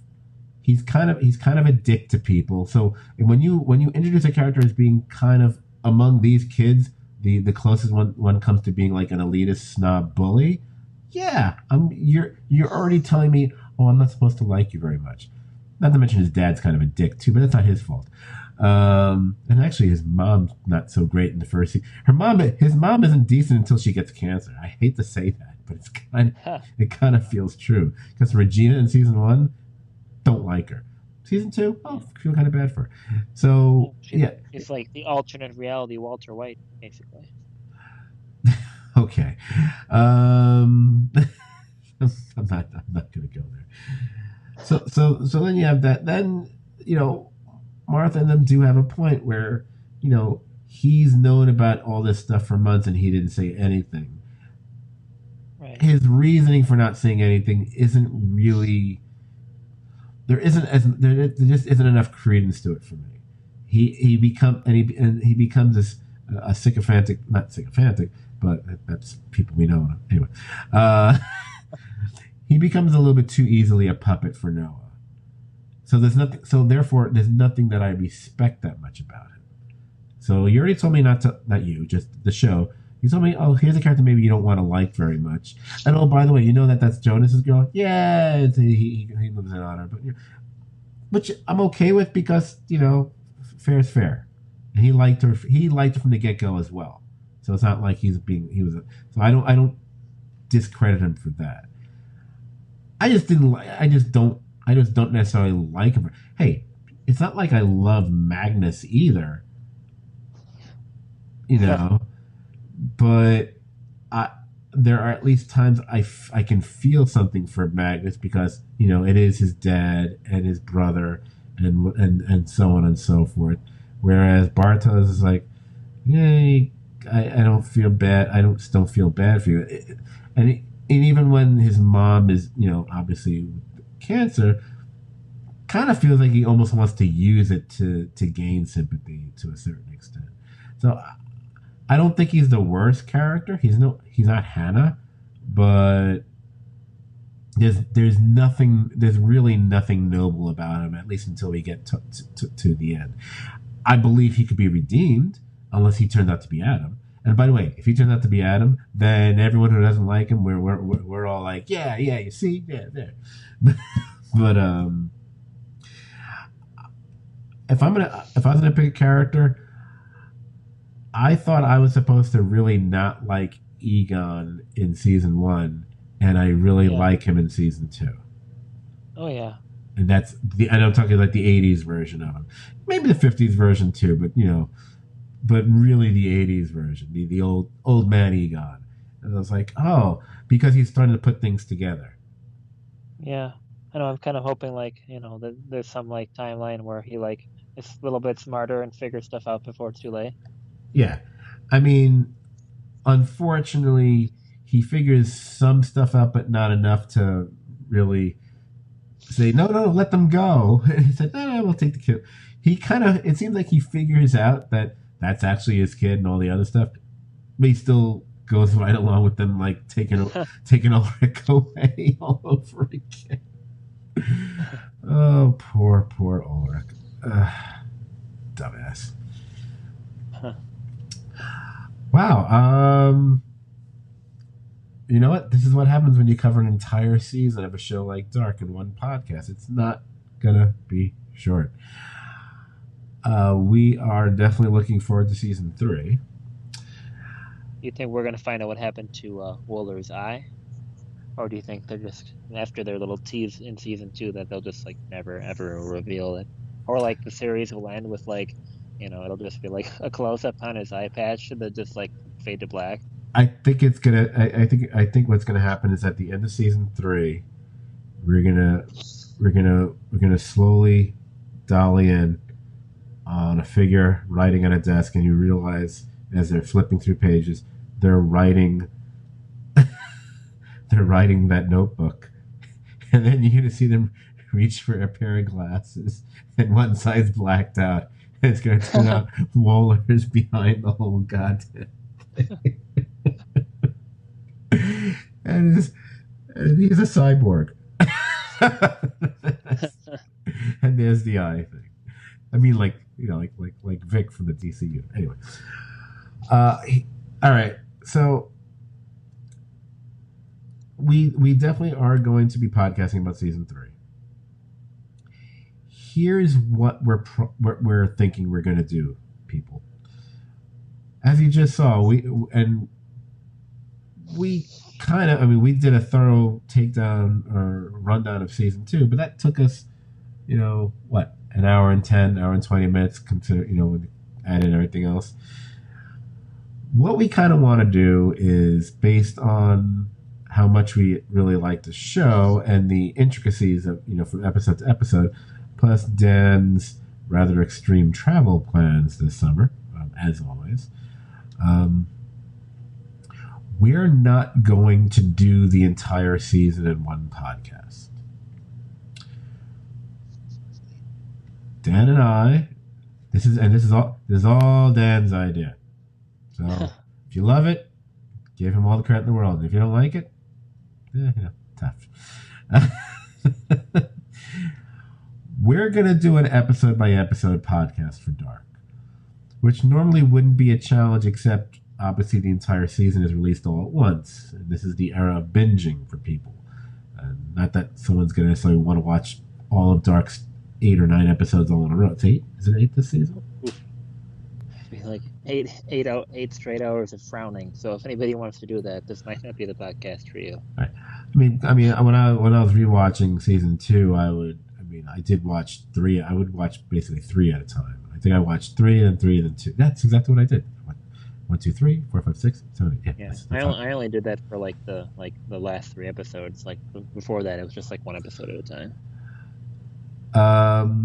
So those of you guys who actually want to listen to the pod, you can follow along with us. I think what we're gonna do, we may even, because based on your traveling, whatever, we're gonna try to record whatever we can after we've actually both watched an episode. Yeah, we're not gonna take like 10 weeks to get through 8 episodes. Yeah, that's not within a couple weeks. I think what I want to do, hopefully we can stockpile a few, so to speak, and I'm probably going to try to do it in release 2 podcasts a week.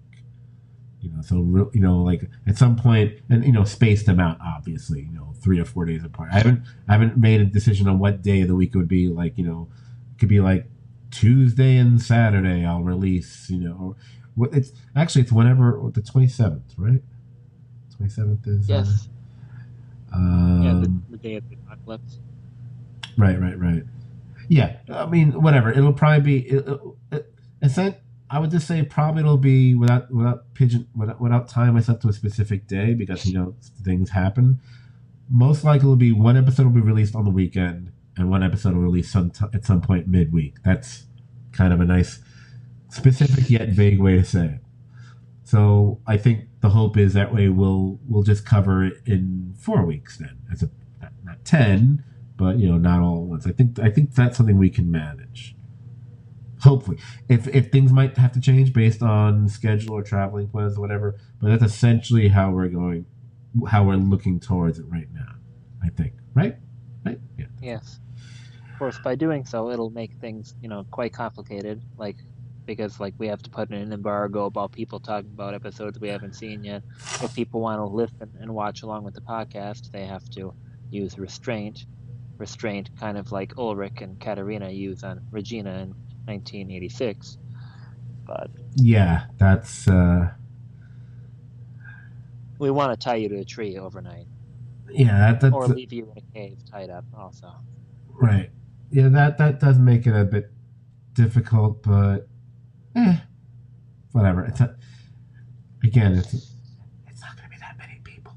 So But it should still be fun, because that way we can, theorize about stuff together before we watch the next episode. Yeah, that's kind of one of the that was kind of one of the selling points when you were trying to sell me on the idea, because my instinct was no. I was like, it was funny. It was like the MLB negotiations. You were coming to me like, I want to do 8 podcasts. It's like, I'm okay with just doing one. Like, okay, I'll do 2. I'll split it into I want to do 8. Like, okay, maybe I'll do 4. I want to do 8. Like, all right, we'll do 8. This part of me is like, dude, make each podcast 1 and 2, 3. It's like, no. We'll do. I kind of like the idea of doing a one-off, because a one episode per, because I kind of want to stick to trying to keep the podcast a bit tighter. So I want to see if we can do all those within less than an hour's time for each one. We have to, and since it's dark, we have to drink schnapps the entire time we're recording. So that way, if we're only drinking schnapps for 30 to 40 minutes, then I won't die of alcohol poisoning, because I don't drink much. Right. Well, you'll mix it with a Gatorade or something, so you'll be fine. Schnapps mit Gatorade, yeah. Yeah. Is the red one or the gray? Very good. It's good. Not good. Okay. Hey. Wow. I think we're about to do another classic STVD podcast thing. I'm ashamed of I'm ashamed of ourselves here. Hey, so remember when we started this podcast, I said we were going to talk about a whole bunch of things, and one of them was going to be Ozark season 3. Well, I'm looking at the clock right now. Yeah, we're not talking about Ozark season 3. We're already at the hour 45 mark. We will get to that. The way I'm hearing it, Ozark season 4 isn't going to be happening anytime soon. I'm sure the coronavirus isn't helping matters any, but I'm hearing at most it will be late 2021, maybe later, because of everything that's happened. Who knows? So therefore, technically, we've got time to cover it. Yeah, I suppose probably for the best, because if we start talking about it now, it'll be 1:30 or 2:30 your time before we're done. You need to get up early, because you've got to open up the place by 8 and everything else. So you're running on you're. It's amazing that you're not running on fumes. So I know this is weird for me, isn't it? I know. I if it wasn't, dude, if it was 45 minutes instead of an hour and 45 minutes, I would totally be switching over to Ozark right now, because Dan's synapses are crackling and firing up right now. We got to do it. because we weren't going to do our 250th podcast just about one show, but okay, guess it turned out that way. It's a really good show. It's my probably my favorite of the Netflix like branded shows, and I like I mean I really like Ozark, of course, the amazing Jerry Ozark Chronicles, and I like I mean Mindhunter. Longmire, whatever. Yeah, Mindhunter, Longmire, the great legendary notorious Longmire. I don't know what my favorite. Yeah, I'm going to like that county this week, so. I don't know what my favorite Netflix show is. I'd have to think about that. That's interesting. House of Cards. Fuck you. Might be BoJack Horseman. So good. So yeah, we'll cover it some other time. We'll just put that back on the list of things we said we were gonna do and haven't gotten to yet. Yeah, and maybe we can talk, and then since it shouldn't be quite such of a long conversation, maybe we can talk about some of the other shows that I've watched after you watch them, just to talk about, maybe there's a few episodes of the last season of It's Always Sunny in Philadelphia, or we can talk about Letterkenny, or because I've seen Letterkenny. I think I've watched 6 seasons now, or something. Very good. Oh, look at you. Oh, look at I had no idea you were watching it. Nice. I'm a big fan. I got into it. My friend Tiffany got me into it, and now I'm. Oh, it's so fucking funny. It's a show that's both. I like a show that can be both highbrow and lowbrow all at the same time. Yeah. And that show can be it's so clever, but it can be so crude at the same time. Always Sunny is a little bit like that too. Absolutely, absolutely. I mean, when you do an episode that's basically a takeoff on Waiting for Godot, you're not totally lowbrow, But Letterkenny, wow, but it's the only, for me, not you, of course, because you don't like reading. But for me, it's the only comedy show I do need to leave the subtitles on for. No, well, yeah, I don't mind the reading subtitles. Well, especially because however, like those are like basically my people, so I understand what they're saying. Well, a lot of what they do is so fast. Yeah. And where they rattle through things, you almost don't want to miss it when they're doing like an A to Z kind of a gag kind of a thing, or something. It's so much. It's so good.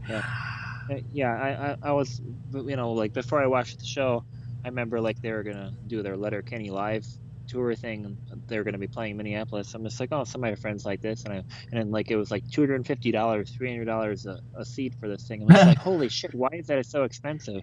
But now I'm just like, you know what, that'd probably be worth it. I bet you they're all so good at their shtick, all these different. I mean, there's a couple dozen just really good characters that just like they just do their shtick so well. I bet you that'd be worth it. I think it'd be pretty fun. They're good, but I don't know if they're that $250 or $300. I mean, I've spent less. I spent $100 or less 2 different times to see the gang from Mr. Show do live. So I like Letterkenny, but they're not Bob Odenkirk and David Cross in the gang.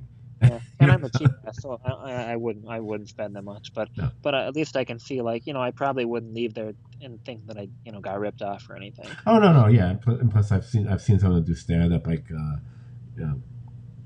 what's his name? Squirrely Dan. It's actually a stand up comedian. I watch him do this whole bit about like Lucky Charms cereal or something. It's kind of funny.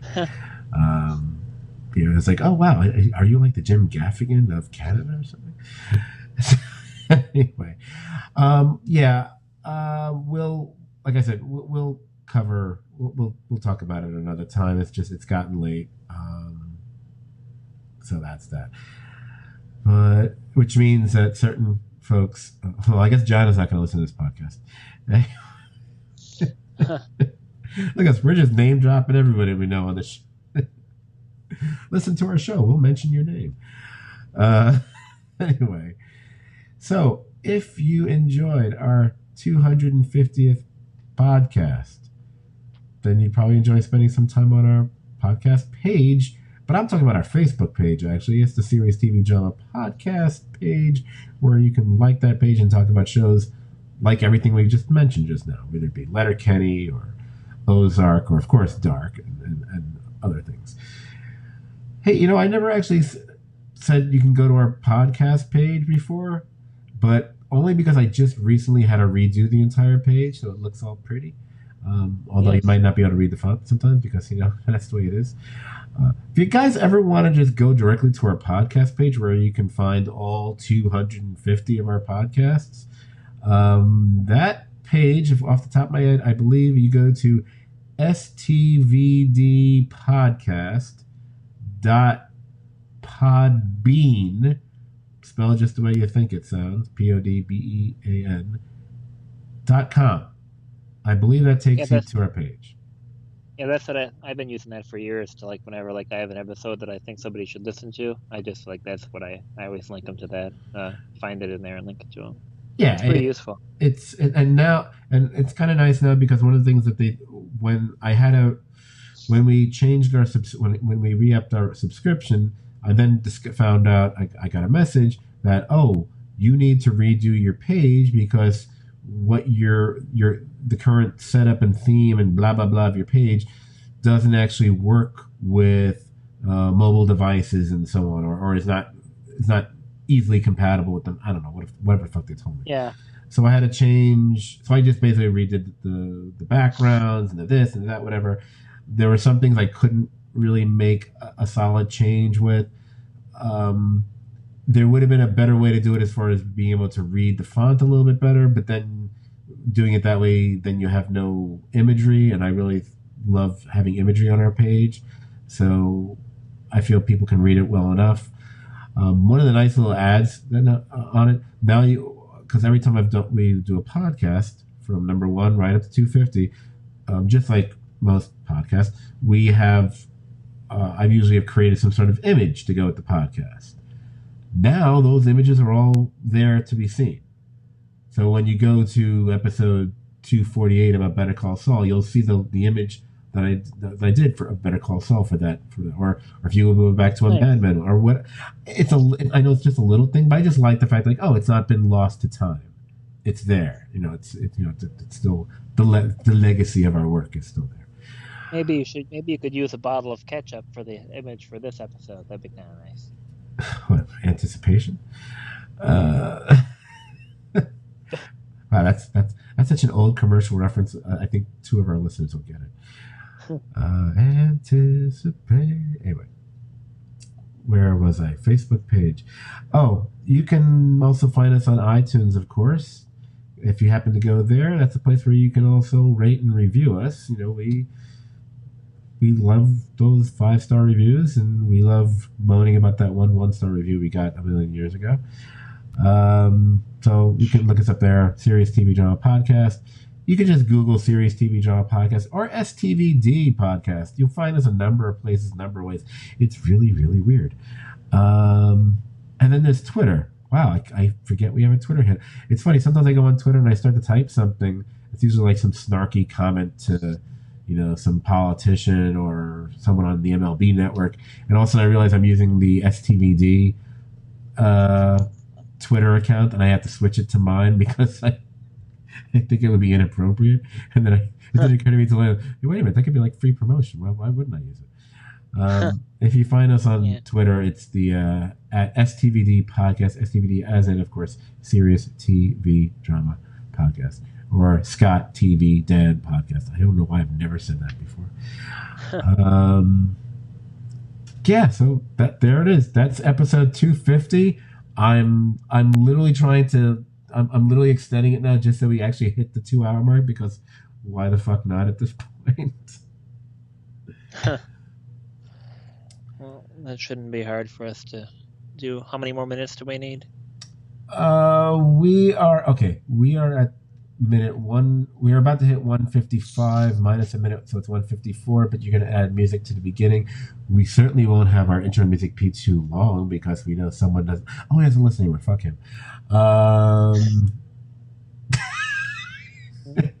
You could look at the picture of the pizza that I sent you and give me your commentary on it. You have access to Facebook Messenger at this moment? I think this podcast should be called STVD then dash DGAF. Yes, I see the pizza. Oh, it's not bad looking. Yeah. It's kind of. They cut it the right way, so I'll give them credit for that. Yeah, well, not everywhere, out here. Well, I guess, Wyoming is the West instead of the Midwest, Some people, according to the rule. so they actually know how to cut something that's shaped like a circle. Gotcha. Yeah. You know, Well, have you never had a circular pizza cut into squares? I've witnessed it, and be like, then why wouldn't you just get a Sicilian and just have it shaped like a square? It's just stupid. It's like You have to try it sometime. I could just I'm just trying to imagine like being like in a PowerPoint presentation and someone throws up a pie chart, but instead of cutting it up like slices, like like and everyone would be like, "What the fuck is wrong with you? That's not that doesn't work. That doesn't make." What about those little nubbins you end up with? That's not a slice. It's an end. Let me think if there's anything else. So, oh Jesus! Oh my God! Oh Christ! Okay, I didn't. I want to do a podcast about the Perry Mason show. Dan will not be available to do it. It doesn't look like. I don't know if either Brian or Jamie will be available or / would want to be or able to. So I'm just putting it out there that I really want a podcast about that show, unless it turns out to not be that good. But I'm so into the look and feel and everything I've seen in the ads for that show. And it's a beloved character from detective fiction, mystery fiction, as well as, classic television. Everything I've seen about that show, I'm kind of intrigued by. It's got it's a film noir kind of a vibe. It's the 1930s. I'm a sucker for all that kind of stuff. Cool art direction, looks like. Yeah, I really want to do that. I can't, I know better not to guarantee that we're gonna do it. And I swear to God, if I could figure out a way to just literally just do it myself, and I hate saying this, but to just do like a one-man podcast. I've heard these things have been done, that people do them. They're on YouTube all the fucking time. But I'm not going to do that, though. I would be willing to do that. I don't really want to do it that way, but maybe I do that. I don't know. So I'm just putting it out there that I would, and it would literally be something. Oh wow, I said literally again. Wow. I genuinely would like to do it almost even the same night, just to do it like late Sunday night, put it out Monday morning. That was my intention. It wasn't a show I felt I needed to, spend, days mulling it over. I didn't think it's going to be like a Breaking Bad kind of a thing. But I don't know if it'll happen. I haven't broached it with anyone else yet, but just putting it out there that there's, I would say right now it's a 50-50 chance we'll do it, or I'll do it. We'll see. Well, hopefully it works out. Maybe I can get on there sometime, talk about it with you. Yeah, because my original, before I realized your travel issues, my original intention was to get you to do it, because I figured you'd be excited. Like, wait, Scott actually wants to do it the same night, because I never want to do it that way. It's like, yeah. I want it to be like a quick reaction kind of thing. Plus, you found for me an 8-bit version of the Perry Mason theme. I just want to be able to use that for the goddamn thing. I was like, I'll just play that. Say, hey, do you like that? Hey, good episode today, right? Okay, let's go back to that music. It'll be a 2-minute podcast. It'll get 1,000. It'll get 1,000 hits. Anyway, I hope I got a cold and I didn't get something else. Great. I get the COVID in fucking June. Anyway, it was great. Those can be bleeding from time traveling. That could be it. Well, or trying to manipulate people to think that $1 bill is a $1,000 bill or something. Wow, Firestarter reference if anyone's gonna get that.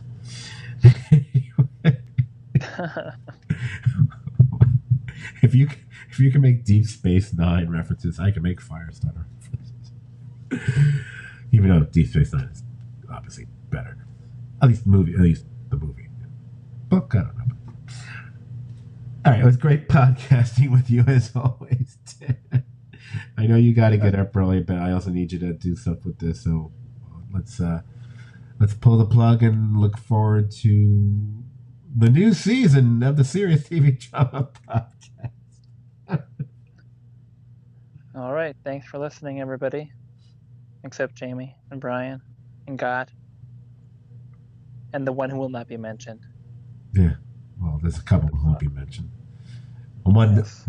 one who doesn't listen anymore, and the other one who does. But the guy with the worst TV and movie taste ever.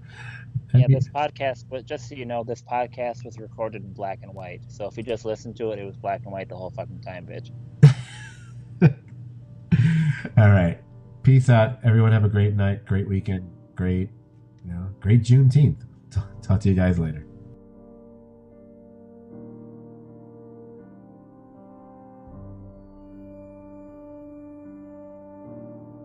My body is a cage that keeps me from dancing with the one I love. My mind holds the key.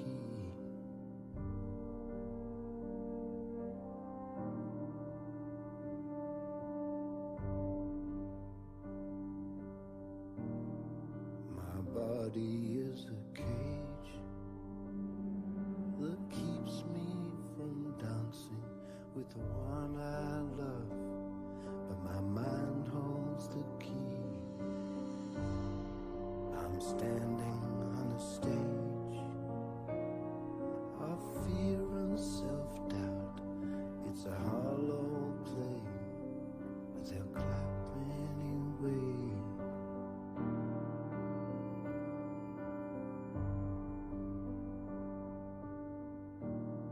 My body is a cage that keeps me from dancing with the one I love. My mind holds the key. My mind holds the key.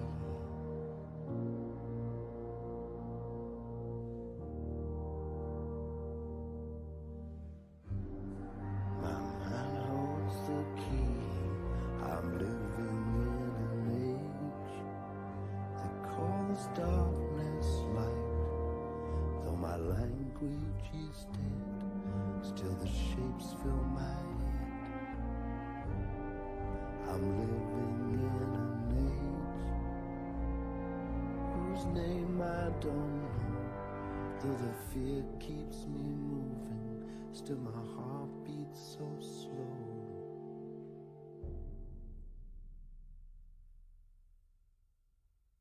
My body is a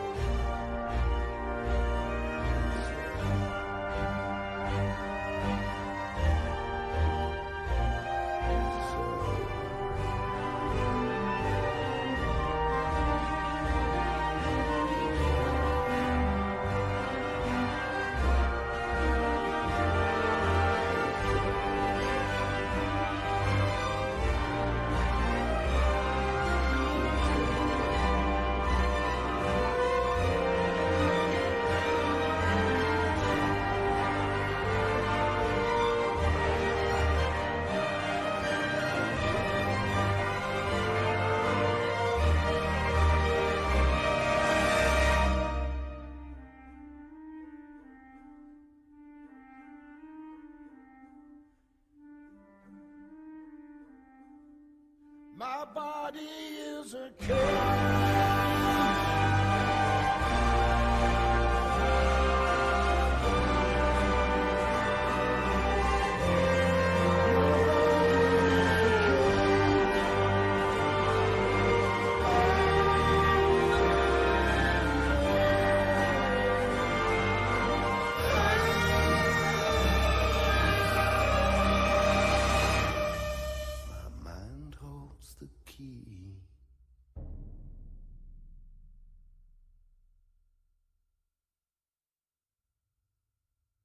My body is a cage.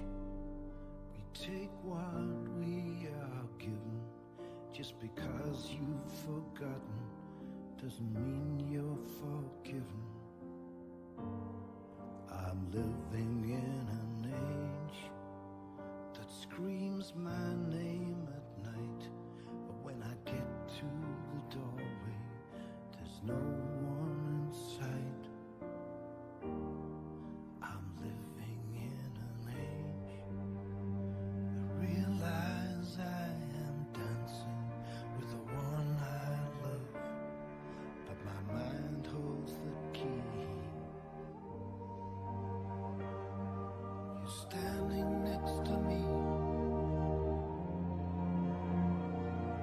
my mind holds the key. Set my spirit free. Set my spirit free. Set my body free. Set my body free.